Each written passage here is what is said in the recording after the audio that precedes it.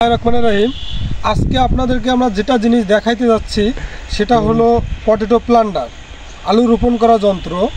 আমরা এর আগে তো জমি প্রস্তুতকরণ দেখাইছি, আপনাদেরকে আমরা দেখাইতেছি, কিন্তু তার আগে বলতে হয় যে আলু রোপণ করতে গেলে আমাদের ট্র্যাক্টরটা কিন্তু মিনিমাম 60 HP এবং 4 হুইল ট্র্যাক্টর হতে হবে। হ্যাঁ, আমাদের কিন্তু 4 হুইল ট্র্যাক্টর সামনে আছেন পটেটো প্লান্টার। আমাদের যে এই যে এখানে দেখেন পটেটো প্লান্টারটা আছে, হ্যাঁ আমাদের পটেটো প্লান্টারটা আছে, এটা 2 রো মানে 2টা ভ্যালি হবে এবং আমরা 28 ইঞ্চিতেও সেট করতে পারবো, 24এও সেট করতে পারবো, 30এও করতে পারবো। কৃষকদের এটা এমন একটা জিনিস, কৃষকদের লেবার কস্টিং মানে লোকজনের যে কাজের যে ব্যাঘাত ঘটে, এটা থাকলে ইনশাআল্লাহ না হওয়ারই সম্ভব। কারণ দুটা ম্যান মানে 2টা মানুষ দিনে 10 একর করে আলু রোপণ করতে পারবে।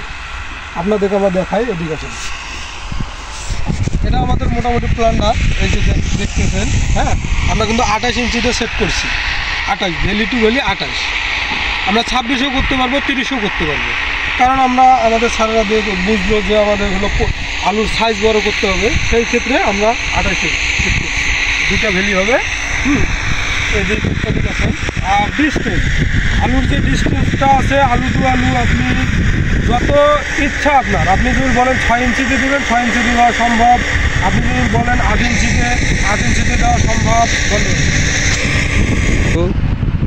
আমরা কিন্তু 8 ইঞ্চিতে সেট করছি পটেটো 8 ইঞ্চি এবং গভীরতা আপনার যেরকম দিলে ভালো হয় আর কি।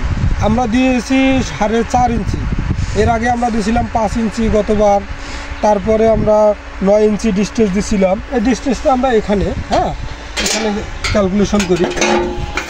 এই দেখেন এখানে স্পকেট আছে এবং চেন আছে। স্পকেটের দেখেন এখানে আছে, এখানে মিলিমিটারে করা আছে, মিলিমিটারটা কনভার্ট করলে আমরা এই এখান থেকে এখানে স্পকেটটা সেট করলে হবে। হ্যাঁ ঠিক আছে, এটা লাগিয়ে দিতেছি।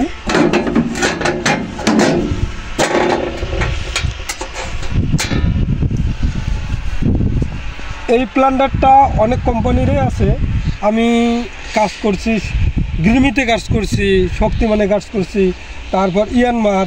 তার মধ্যে দেখলাম শক্তিমানেরটা অনেক ভালো, মানে ভালো সার্ভিস দিতেছে। তারপর আপনার ওর যে আটা আছে ওটা অনেক ভালো, মানে ফিনিশিংটা অনেক ভালো। এবং এখানে যে সার ক্যালিব্রেশন, আমাদের কিন্তু 3টা প্লান্টার, একটা আছে সার কিন্তু ক্যালিব্রেশন, ফার্টিলাইজার ক্যালিব্রেশন। আমরা কিন্তু ক্যালিব্রেশন করে প্রতিটা আলুর গোড়ায় আমরা হলো সার দিই, ওটা আছে। ওটা আমাদের এখন আমরা এই জমির মধ্যে সার আমরা হাতে দিয়েছি, মানুষের দ্বারা দিয়েছি, এই কারণে আমরা ওইটা ব্যবহার করতেছি না। আর আমাদের ফিল্ড তো দেখতে পাচ্ছেন জমিটা, এইখানে দেখেন আমাদের ফিল্ডটা কত সুন্দরভাবে আমরা রেডি করছি। কারণ আমাদের কাছে কৃষি অত্যাধুনিক যন্ত্র আছে থাকার কারণে দেখেন আপনারা যদি এই যন্ত্রগুলোর সাথে সবারই দরকার, কারণ লেবার কস্টিংয়ের জন্য সবারই দরকার এই যন্ত্রগুলো।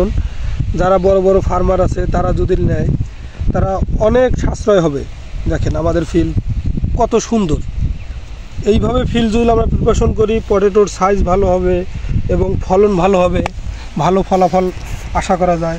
তাহলে আজকের ভিডিওটা এই পর্যন্তই। আমরা যখন আলু রোপণ করব তখন আমরা আপনাদের দেখাবো। আমরা সারদের অপেক্ষায় আছি, আমাদের সার আসতেছে, সার আসার পর আমরা স্টার্ট করব ইনশাআল্লাহ। আজকে প্রথম দিন, সবাই দোয়া করবেন আমরা যাতে ভালোভাবে কাজ সাকসেসফুল করতে পারি ইনশাআল্লাহ। ধন্যবাদ আপনাদের সবাইকে। আসসালামু আলাইকুম।